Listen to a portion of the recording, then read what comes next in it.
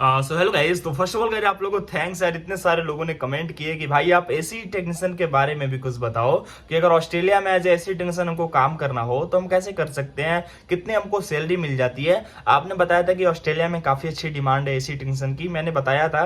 लोगों को कमेंट भी लोगों के भरे हुए थे इसी चीज से कि भाई आप डिटेल में चीजें बताओ।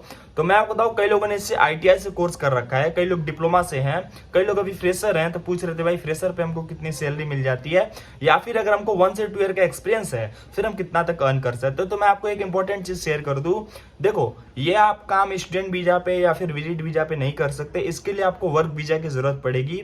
और वर्क वीजा के लिए कुछ डॉक्यूमेंट्स लगते हैं जो कि काफी जरूरी हैं, कुछ आपके पास होनी चाहिए जो कि आप तभी काम कर पाओगे। तो पहले वर्क वीजा के डॉक्यूमेंट सुन लो, ठीक है, फिर मैं आपको सैलरी बताता हूँ कि एसी टेंशन पे आपको सैलरी कितनी मिल जाती है ऑस्ट्रेलिया में, ठीक है।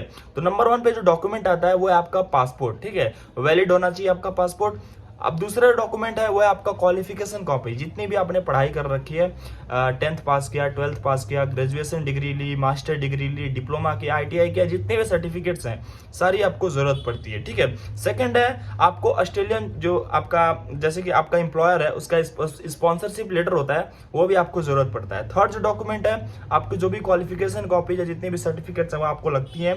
बेसिकली इंग्लिश रिक्वायर्ड है, तो इंग्लिश पे ध्यान देना, ठीक है। तो आप आइल्स के थ्रू आपको एग्जाम्स होते हैं तो आपको इंग्लिश भी काफी जरूरी होता है। हेल्थ और ट्रेवल इंश्योरेंस की आपको जरूरत पड़ती है, हेल्थ इंश्योरेंस काफी जरूरी है, ठीक है। आपके बेसिकली वीजा एप्लीकेशन का जो फीस पेमेंट होता है उसकी प्रोसेसिंग जो भी चार्जेस होते हैं वो आपको लगते हैं।